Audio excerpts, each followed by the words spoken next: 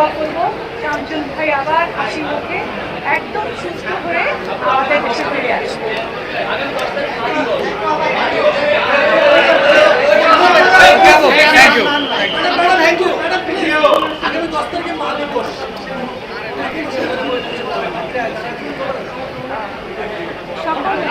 সকল মাকে জানাচ্ছি আমি আন্তরিক আন্তরিক শুভেচ্ছা। মা তো মা, মার উপরেও আর কোনো কিছু হতে পারে না। তো আমি মনে করি সবাইকে যে মাকে সম্মান করেন। আর মা দিবস বলতে একটি দিন কেন, মাকে আমরা প্রতিদিন ভালোবাসবো, মায়ের যত্ন করব, মাকে ভালোবাসবো। আমরা ওই মার হাত ধরে হাঁটতে হাঁটতে আগে জানতাম, চলতাম, কিন্তু এখন আমরা মায়ের হাত ধরে হাঁটি না। এখন আমরা মোবাইল হাতে নিয়ে হাঁটি আর মায়ের হাতটা ছেড়ে দিই না।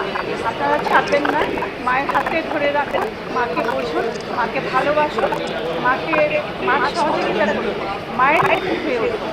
কারণ আপনার মা, আমাদের মার অভিজ্ঞতা অনেক, তার অভিজ্ঞতাটাকে কাজে লাগিয়ে আমরা এগিয়ে যাব সবাই। এটা খুবই জরুরি। আমি আগেও বলেছি এ কথা, এখনো আবার বলছি যে শিল্পীদের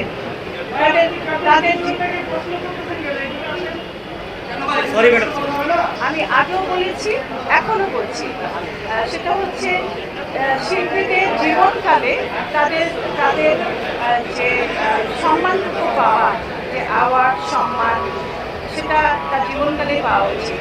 কেননা মানুষের তো জীবন জার্নি তো অনেক দূর এগিয়ে যায় না। হ্যাঁ, আর